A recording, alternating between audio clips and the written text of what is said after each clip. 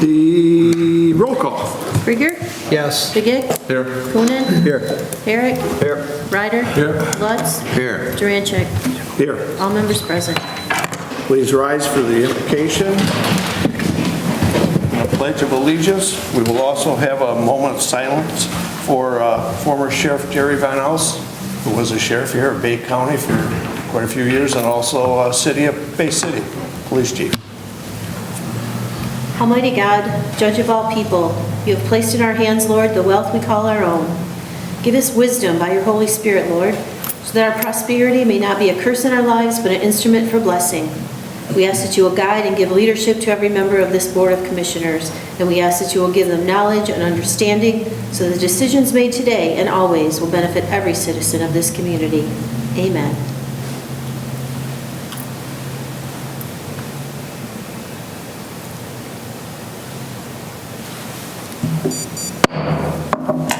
I pledge allegiance to the flag of the United States of America and to the republic for which it stands, one nation, under God, indivisible, with liberty and justice for all.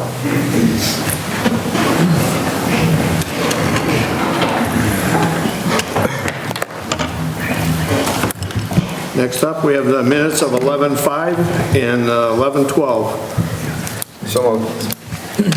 Support. We have motion and support to approve the minutes of 11:05 and 11:12. All those in favor say aye. Aye. Opposed, same sign. Motion is carried. Citizen input. Anyone from any citizen wish to speak? Come on up front, state your name. Hearing none, we'll move ahead. Petitions and Communications. Presentation from Michigan Association of Counties, Mr. Steve Curry.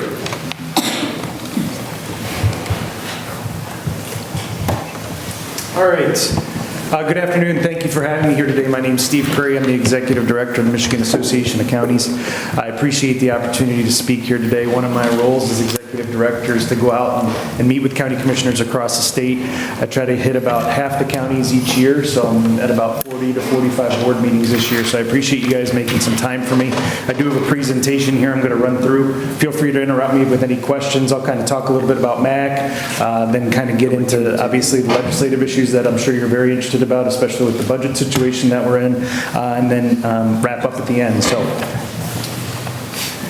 mycountymatters.org is a website we designed a few years ago to help both us and you folks educate people on what county government is and what you guys have to do.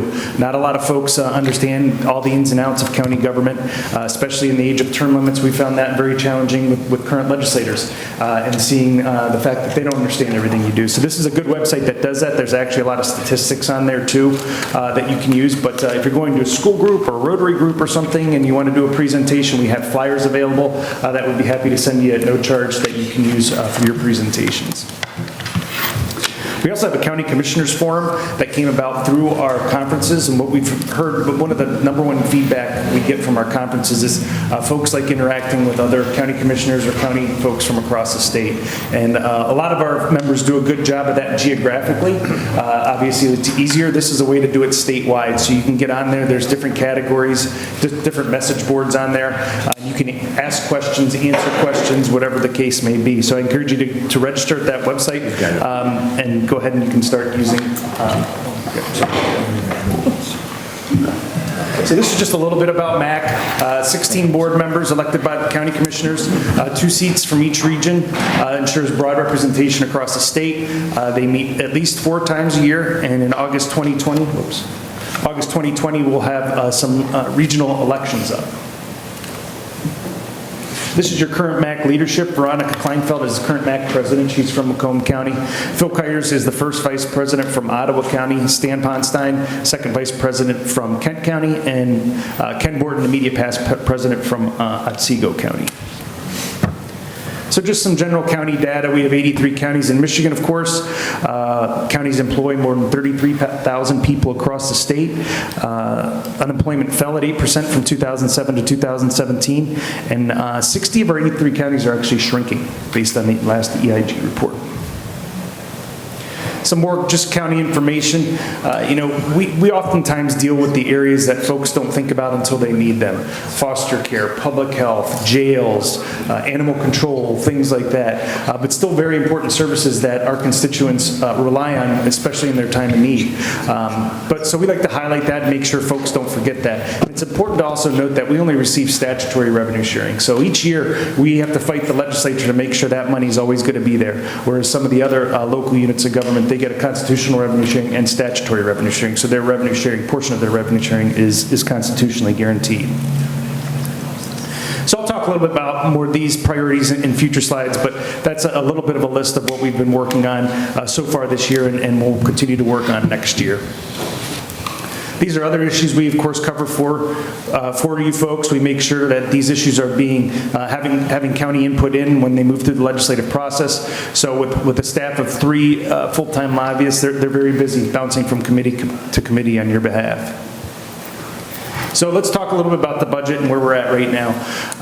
If we go back to this summer or this fall even, there was a budget that was done. There wasn't a lot of agreement on that budget. So when the budget was signed, the governor used some administrative power she had and redirected some funds, line item vetoed some funds to the tune of about $1 billion total. Of that $1 billion, about $60 million hit county government budgets pretty hard. The larger areas being PILT funding, jail reimbursement from the state, and secondary road patrol, not to mention some other areas as well.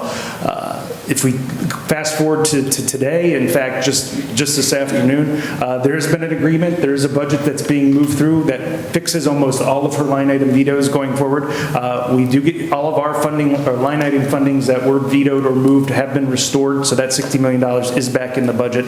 And on top of that, back when the budget was originally signed, there was actually an increase in county revenue sharing dollars that the legislature and the governor put in there, which we were happy to see. So that's actually the 5th, or it could be, I think it might even be the 6th year in a row that we've been able to get increases in revenue sharing dollars from the state. And this by far is the largest increase in the past 4 or 5 years. So overall, now that the drama is done and everyone's gotten along, it was a very good budget for counties. Some of the items that didn't get a lot of talk about that are in there. There was the continued funding for new defense. So if you remember those first 4 standards from last year that were approved, those were funded again this year. So if any other new standards are approved, that will require another supplemental that will have to be passed to ensure that those new standards are being covered. So are there any questions on the budget? Yeah, Steve, you just mentioned earlier in our discussions that the Veterans Program has been restored, and not only restored at $2 million, but put back in the budget at a total of $4 million. Yeah, I believe it was bumped up to $4 million in this budget. So yeah, that was one of the line item vetoes, but it was restored with this budget as well. Any questions? So if we look at some of the other priorities we're focusing on, we're constantly talking with the legislature about reforming local government finance. Obviously, we're funded by 2 primary resources, property tax dollars and the state. The state, as I mentioned earlier, can appropriate those funds away at any time they want, and property taxes are capped. So when the economy is doing really well, while the property taxes can increase, it can only come back at a certain rate. So it isn't really reflective of how good the economy is doing. Not that we want to have a ton of tax dollars coming in, but we would like to see a little better funding mechanism that's a little more reflective of how good the economy is doing, because many times we see when the economy is doing well, those services that counties are providing are getting stressed more and more, and we need to have that funding to provide those services. So we're working with our friends at MML and MTA to look at some different funding mechanisms that are maybe a little more reflective of the economy rather than just those 2 primary methods that we have now. 4-year county commissioner terms. So this would change county commissioner terms from 2-year terms to 4-year terms. There are 4 bills, 2 in the House and 2 in the Senate. The House bills have advanced out of the local, it was elections, now is in Ways and Means. Right now there's a little bit of disagreement between Republicans and Democrats on when those elections should occur. Should they be on a gubernatorial year or should they be on a presidential year? So I don't expect any movement on those. From the association standpoint, we don't really care. We would just like to see county commissioner terms move from 2 years to 4 years, just because we think it makes fiscal sense instead of having county commissioners run every 2 years. We have that on our agenda Good. to vote on later on today. Okay, great. establishing stable funding for trial courts. So a few years ago, there was legislation passed, or there was a court case actually that eliminated the ability for counties to charge fees to those who were using the court system. We were able to get legislation passed that ensured those fees could be charged, but those do have a sunset date of 2020. Alongside that legislation, they created the Trial Court Funding Commission to kind of look at how courts are funded across the state. So the Trial Court Funding Commission met, they came out with their recommendations in September, and now those, we're waiting to see what legislation will be introduced based on those recommendations. Conceptually, we're supportive of the Trial Court Funding Commission's recommendations, because as you can see on this slide, local funding sources are the primary way courts are funded right now. And as you know, courts are very expensive to operate, and sometimes you don't have the most say over them maybe as you should. So we're excited to see that they have come up with some recommendations. We'll see where they go and how far they go, but we'll keep you updated on that as that legislation is introduced. Enhancing programs to divert offenders from county jails. So as we've seen statewide, state prisons have closed. However, we've seen anecdotally jail populations increase. Less people are getting arrested, yet our jail populations are getting bigger. Pew Charitable Trust came in to the state of Michigan and is doing a study based on some of those statistics and trying to dig into that data a little more to see why is that happening? Who's in our jails? Why are they in there? How long are they in there? So their study is due to come out on January 9th of 2020. And we're excited to see that. We're excited to see some of this data. They've been working very quickly on this. I know they've had a lot of participation from the sheriffs across the state, and I think they're excited to kind of see this too, to see why are our jail populations getting bigger when less people are getting arrested. So again, once their recommendations come out, we'll make sure to keep you informed of that. Reimbursing counties for veterans property tax exemption. So if you remember a few years ago, there was a disabled veteran property tax exemption that the state legislature voted on. And statewide, it was about a $20 million impact, and that number is probably a little old. It's probably even more than that now. We want to make sure disabled veterans are being treated properly. We thought it should be a state income tax exemption, so we've been working on that. We have a 3-bill package that's going to be introduced next year in the Senate. One of the bill sponsors is actually a veteran, and what this would do would be, it wouldn't change anything for the disabled veteran, but what it would allow is for the county to go to the state and be reimbursed for that exemption from the state. So we're pretty excited about that. We'd like to use that kind of format for other property tax exemption bills that we often see come out of the legislature. So once those bills are introduced, we'll make sure to communicate those bill numbers to you. Reforming the Michigan Tax Tribunal. This is the dark stores issue that's been going on for a long time. That case was reheard at the tribunal in June of this year. We are expecting to have a decision out of the tribunal probably in January sometime. It's tough to say what direction the tribunal will go. You could see a very similar decision as it did in the past, or it could go in a totally different direction. Both sides spent a significant amount of money ramping up their defenses of the case. Either way, we have legislation ready to go in both chambers that would kind of get at this issue, and we feel like there may be an opportunity to get some legislation passed either way, irrelevant of the tribunal's decision. So once we hear more about the tribunal decision or movement on those bills, we'll make sure to let you know. Investing in and properly managing Michigan's infrastructure. Of course, infrastructure has been a big topic of discussion, especially in this budget process.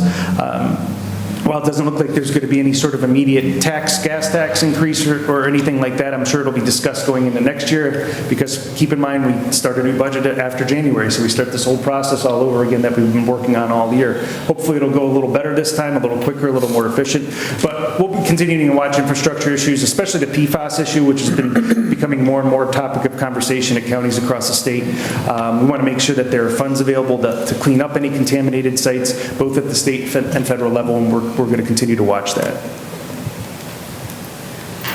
So a road policy package was introduced at the House. It's a 21-bill package. Two bills I want to bring to your attention. One would allow for a county option for a gas tax. So as county commissioners, you could put on the ballot a countywide gas tax.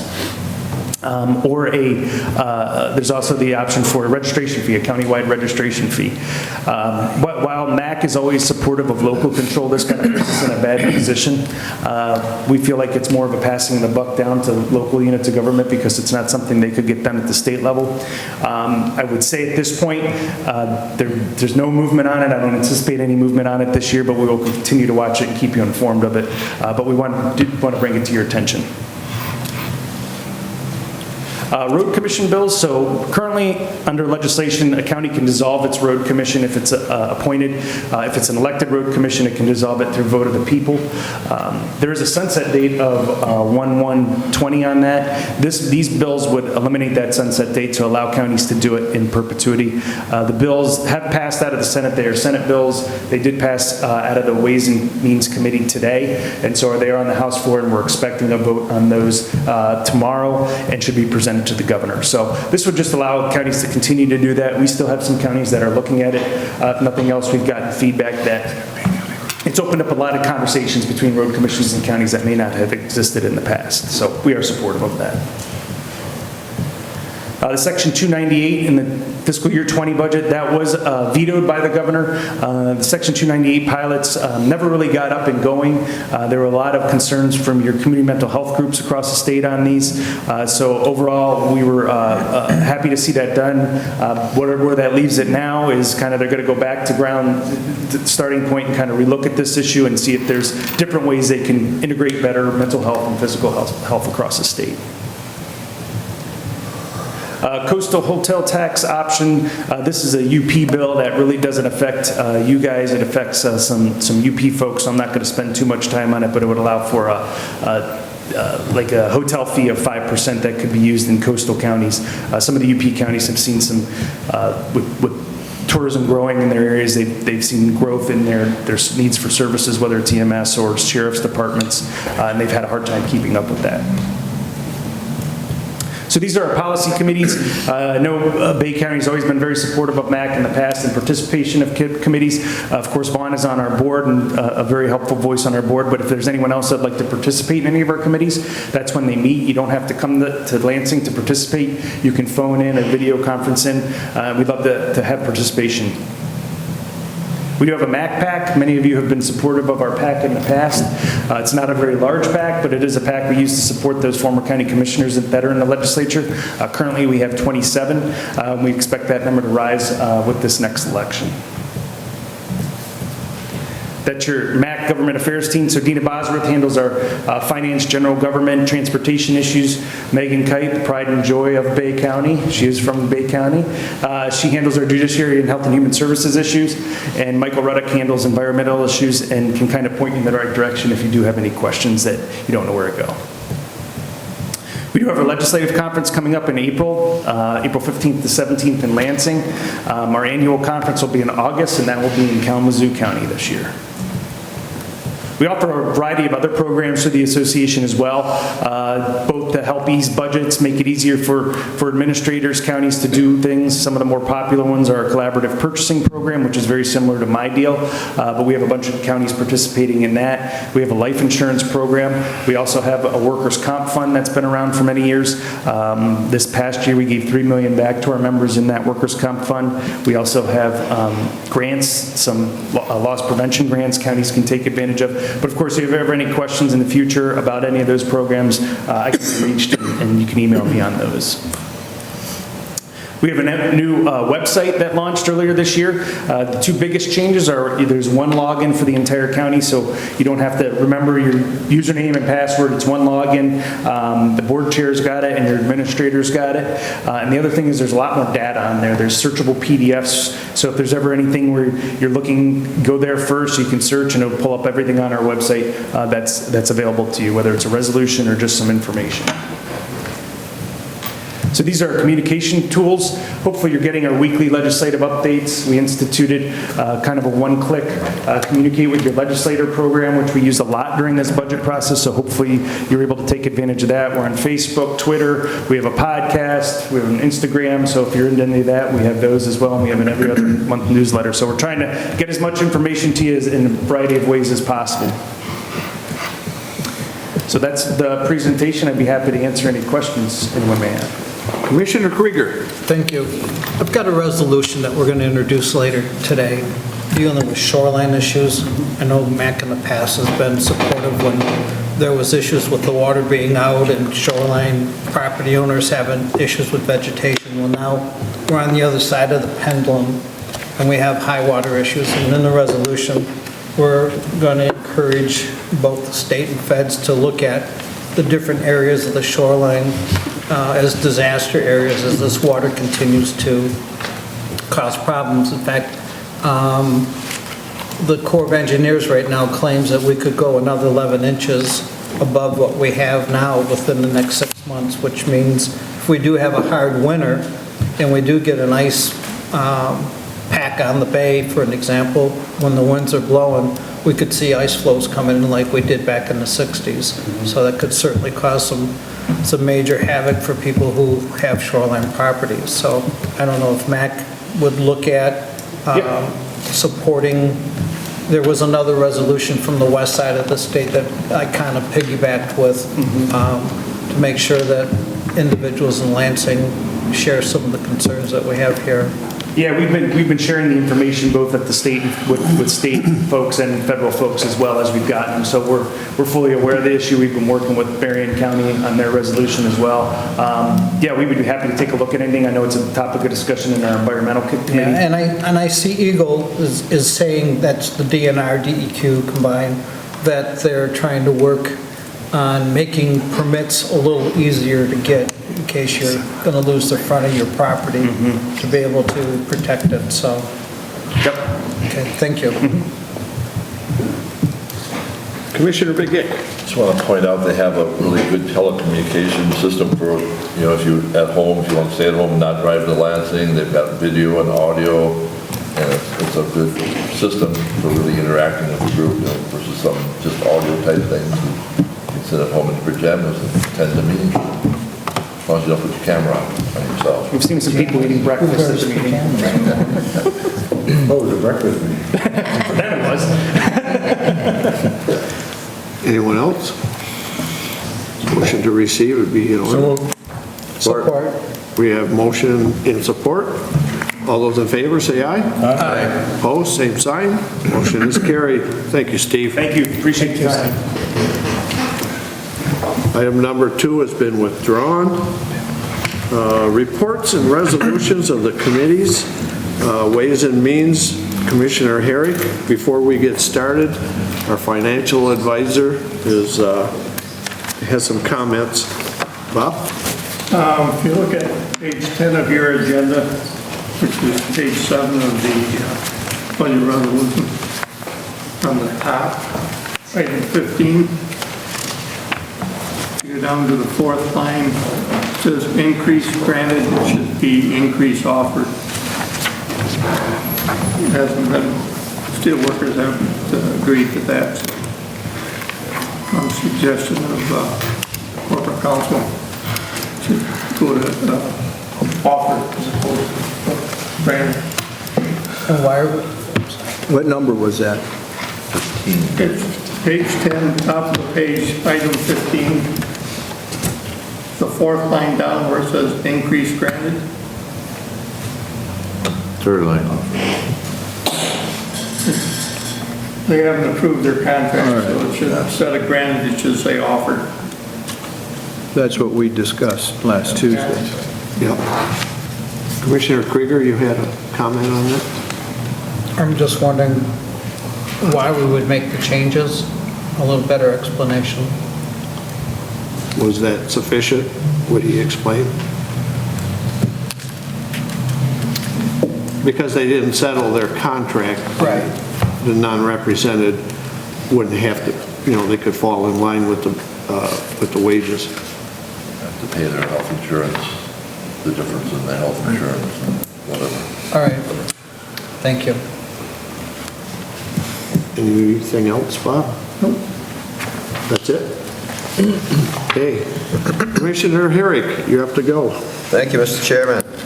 I bring before you resolution number 2019-273, the 2020 Bay County budget. I move that resolution.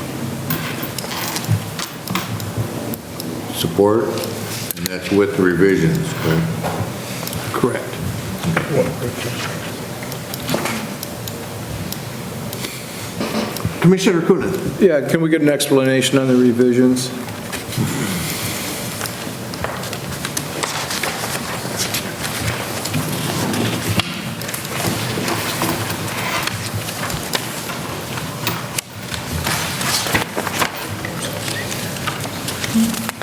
See, that's on page 2. 3, I think, Bob. 3. I see it, but what's the explanation on the revisions? Because I think we passed this budget last Tuesday, so if we got revisions, what are they? Well, when it was recommended to the board, it had one less vehicle for the sheriff's department, which Commissioner Lutz got back in. And concealed pistol license funds, that was changed, and we just put it back to what the original request from the clerk. Are these the concealed pistol licensing fund? Is that projected revenues? But there's changes to. I see the amount presented. We had reduced it, and then we put it back in. That's a separate fund that is controlled by the clerk,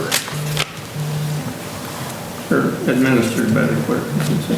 What portion of that 48,000 is revenue or projected revenues? We have the revenues In too. here, it's just, we just affected the expenditures. We didn't do anything with the revenue. All this will come out of the revenues from the fees on the gun permits. That fund has a healthy fund balance. Jan, can you enlighten us? I was just going to say the current balance in 2019 was 51,000 of revenue that we've collected in there, and there's available fund balance of 82,000 in that fund. So currently in the year, so in the budget that was presented to Ways and Means, removed this partial position out completely, and there is 51,000 there that would cover this portion of it. This is a job? It's a person, 50% of their time, or, Is it a new position? no, it's a current position.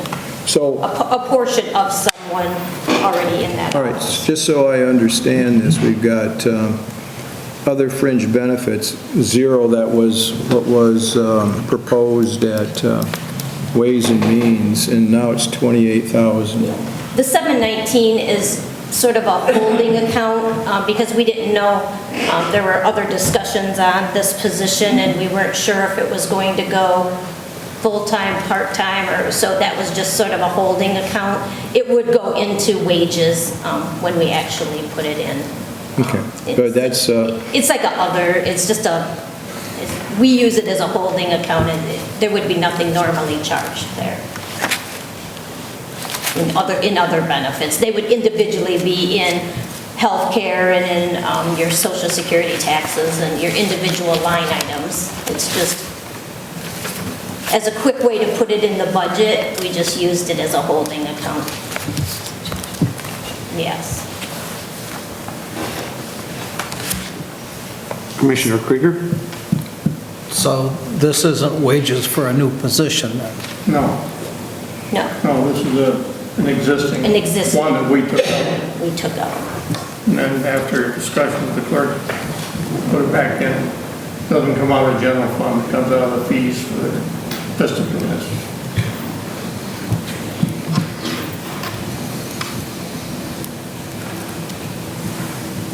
Thank you.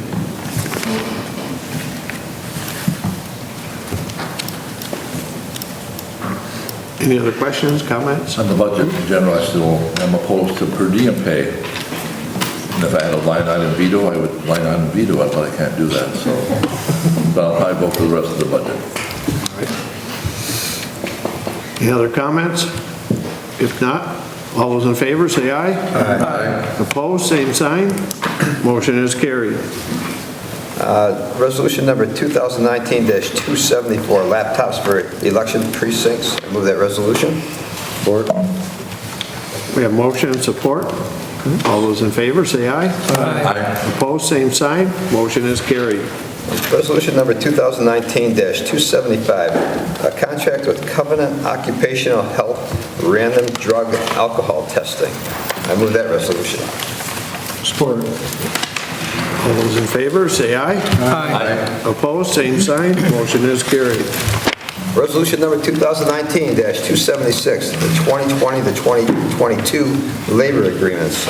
I move that resolution. Support. We have motion and support. All those in favor, say aye. Aye. Opposed, same sign. Motion carried. Resolution number 2019-277, the 85-15 split for healthcare 2020. I move that resolution. Support. We have motion and support. All those in favor, say aye. Aye. Opposed, same sign. Motion carried. Resolution number 2019-278, the amendment to agreement for Bay County Wellness Center 2020 to 2022. I move that resolution. Support. We have motion and support. All those in favor, say aye. Aye. Opposed, same sign. Motion carried. Resolution number 2019-279, Red Wings donation to Civic Arena skate programs. I move that resolution. Support.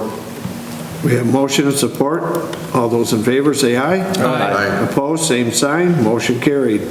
Resolution number 2019-280, appropriation for Center Avenue Step Landing Project. I move that resolution. Support. We have motion and support. All those in favor, say aye. Aye. Opposed, same sign. Motion carried. Resolution number 2019-281, the BCTV sponsorship agreement renewals. I move that resolution. Support. We have motion and support. All those in favor, say aye. Aye. Opposed, same sign. Motion carried. Resolution number 2019-282, the MMRMA renewal. I move that resolution. Support. We have motion and support. All those in favor, say aye. Aye. Opposed, same sign. Motion carried. Resolution number 2019-283, donation from consumers, energy, employees, and company. I move that resolution. Support. We have motion and support. All those in favor, say aye. Aye. Opposed, same sign. Motion carried. Resolution number 2019-284, a grant award from Census 2020 Partnership Fund, Bay Area Community Foundation. I move that resolution. Support.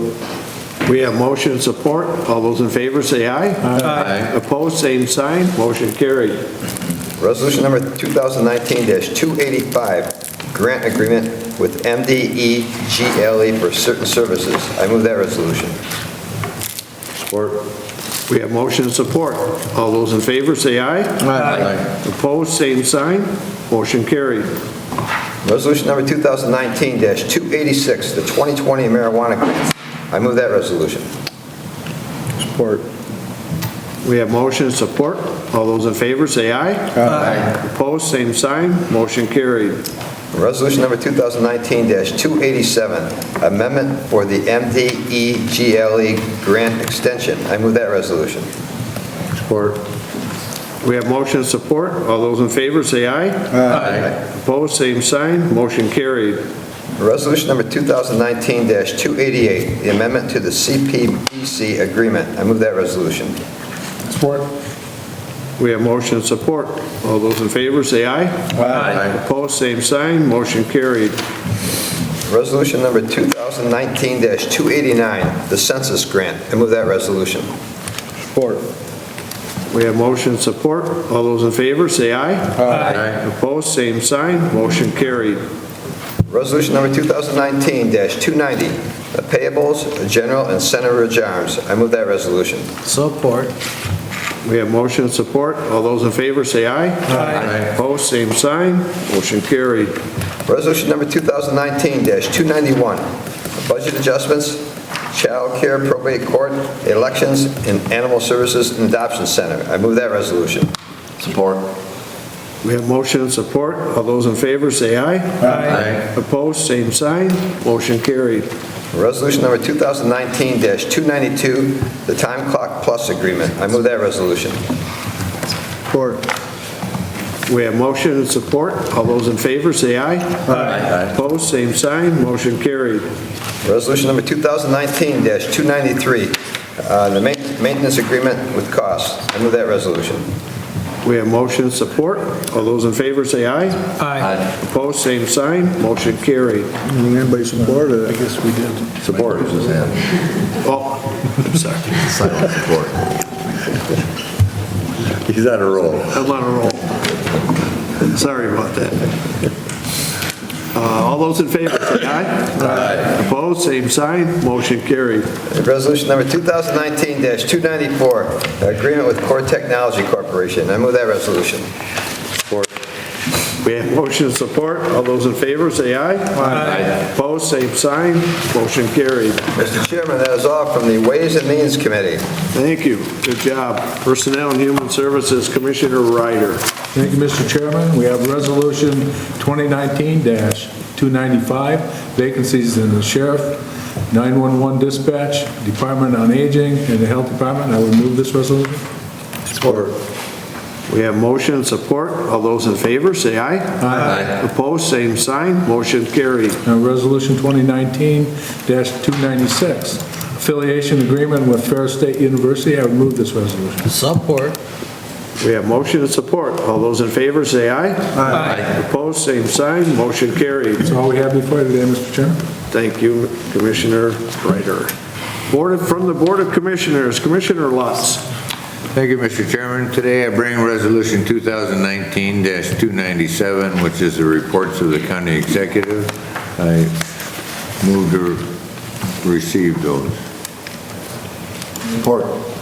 We move to approve? Oh, sorry. Move to approve. And we had support? Yes, support. We have motion and support. All those in favor, say aye. Aye. Opposed, same sign. Motion carried. Next, I bring Resolution 2019-298, Commissioner 4-year terms, co-sponsored by Commissioners Durancheck and Krieger. I move that resolution. Support. We have motion and support. Commissioner Bigay. At the MAC board meeting, there was a lot of discussion on this, and as Mr. Curry said, it's really come down to a matter of when the 4-year term would start. Would it be in 2020? Would it be in 2022? Would it be in a presidential year? Would it be in a gubernatorial year? All the commissioners didn't think it would be a factor, but apparently some of the legislature do, and so that's why it's sort of bottled up right now and probably going to be carried over into next year. This has been brought up many times before and hasn't had much luck getting through the representatives, of course, that would allow us to have a free shot at their place. So sometimes they don't want to vote for it then. But Right. they keep trying. Yep. Keep putting in, jabbing it to them. Any other comments? We have motion and support. All those in favor, say aye. Aye. Opposed, same sign. Motion carried. Next, I bring Resolution 2019-299. It's the Great Lakes Shoreline Disaster Area Declaration, sponsored by Commissioner Krieger. I move that resolution. Support. We have motion and support. All those in favor, say aye. Aye. Opposed, same sign. Motion carried. And that's all I have from the Board of Commissioners. Mr. Thank you, Commissioner Lutz. Reports of the county officials, county executive. Thank you, Mr. Chairman. I would like to just mention a couple of things. First of all, I'd like to thank everyone in the room for their support on the progress that's been made at the animal shelter in Bay County. But this past Sunday, we had an absolutely phenomenal event raising funds for our animal shelter. And I want to thank everyone, but especially Commissioners Coonan and Durancheck for the amazing generosity of Coonan's hub there, Irish hub, the tremendous donation toward the cost of the event. And of course, Mike and Mr. Chairman, you and Sandy Rogers and all of the volunteers who worked to make that such a successful event. I think we made some history in Bay County, and hopefully it'll be something that we can do from time to time when we have needs out there. So I wanted to thank especially you two, but everyone that turned out and all the people who helped sell tickets and worked on it. Also, tomorrow we have an event. I know Joel is here, but we've talked for a long time about My Community Dental Centers, which we're really anticipating a great reaction from the local people here in Bay County and the surrounding counties since it's federally funded. But there'll be a groundbreaking, but it's not really a groundbreaking because it's an existing facility. It looks beautiful. I was out there. It's across from the Pizza Hut by Livingston and Center Avenue in the strip mall across the street. So we'll be over there at 10 a.m. tomorrow, sort of with the individuals from My Community Dental Centers. And as we've mentioned in the past, last year, McLaren Bay had almost 1,900 visits to its emergency room to provide care for people suffering from abscessed teeth or severe dental issues. So we know that the program will be well received. About 25% of our population gets their health insurance through Medicaid, which has such a low reimbursement rate for dental work that very, very few dentists will accept a Medicaid patient. Medicare, which covers another 25% of our population, also does not include dental coverage unless you get a supplemental policy to it. So we know we have a lot of people who will be able to avail themselves of great quality dental care, and we have a need for it. It's been a long time coming. I want to thank the director and his team at the health department for the lengthy engagement with My Community Dental Centers, and we're hopeful, Dr. Strauss, that by hopefully early summer it will be open for business. Is there anything you wanted to add? Or, I mean, you have to go through the chair, but is there anything I've forgotten? The event's happening at 10 a.m. tomorrow. You're all invited. There's going to be coffee, hot coffee, hot chocolate, donuts, but it's an outside event, so if you come, dress warm. We'll have hard hats, even if we're not really doing construction on the outside. We are going to have hard hats and shovels, they said. So, but this has been a long time coming, and we're very much anticipating it to begin. Thank you. Great. That's all I have. Craig, did you have something? Is it okay now, Mr. Chairman, or should I wait for the announcements? Oh, okay, no, we can wait. Here. All right. Unfinished business. New business. Miscellaneous. Announcements. I have one announcement. Next Tuesday, we will have a board meeting following the Personnel and Human Services. That's on Tuesday, December 17th. A regular board meeting. Great. Thank you, Mr. Chair. So just to expand on Mr. Barsh's comments, I'd also like to thank FurFest, first of all, for promoting and putting a lot into this event that took place on Sunday. They're a rescue that operates a lot out of our shelter and help us out tremendously. So for them to offer to basically help put this program on and this event was certainly appreciated. Also highly involved was the Friends of Bay County Animal Services.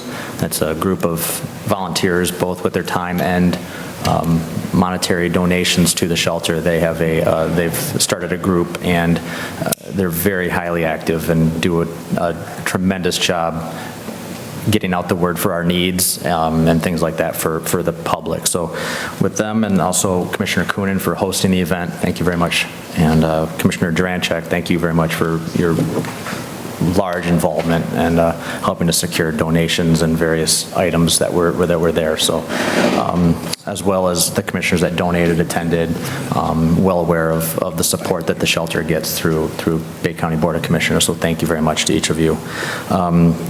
Total, the fundraiser we brought in $3,151, which was a tremendous a tribute to, I guess, getting the word out quickly and attendance for that event. We will definitely be able to use those funds for plenty of good at the shelter. In addition to that, really quick, there is an adoption event taking place this Friday and Saturday as well. The Friday hours will be from 10 a.m. to 4 p.m. We're going to close just a little bit early to set up for the next day. And the hours we will be there, but we'll be setting up for Saturday's time. And then from 10 till 2 o'clock on Saturday. And we did receive our microchips today, so those will definitely be part of that program. And dogs will be $25, spayed and neutered, and cats will be $15. So we expect a really good turnout. There's a lot of, yep, and vaccinated as well. There's a lot of nice dogs and cats that will be available at this event. So we hope that there's a very good turnout for this. Great, good job. Thank you. Any other announcements? I just have one other thing I'd like to add. Last night, Commissioner McGick and myself, we attended the open house that Enbridge had to kind of lay out their plan for Line 5, and it's unbelievable what they're trying, that they're going to, tunnel underneath, and how 4.5 miles and 10 to 15 foot across tunnel, and it's something that needs to happen to help feed the oil, the gas, the natural gas, but primarily the propane that ends up having to go in northern Michigan and all that. That's where that comes through. And it was, I believe it was 1,600. If you didn't have that, you had to truck it 1,600 trucks a month it would take to just try and haul this stuff. So if you look at the wear and tear and the liability of having these kind of trucks on the road and all that, just Line 5, I think we're going to have a resolution come forth supporting Line 5, and it's going to be a union job type of project, and it was really good, and it's too bad that, they're going to have some more of these educational things. But we got to tour the plant. What were we there, a couple hours, 2.5 hours or so, just unbelievable. 400,000 gallons an hour going through there, through the line while we were there, so it was pretty neat. Very, very clean. Safety, obviously. But I mean, everything was all top shelf. So that's all I have for announcements. Anyone else? Appointments in December. This is it. District 1, Department of Aging Advisory Committee. District 1, Robin Weiss. District 3, Diane Benlander.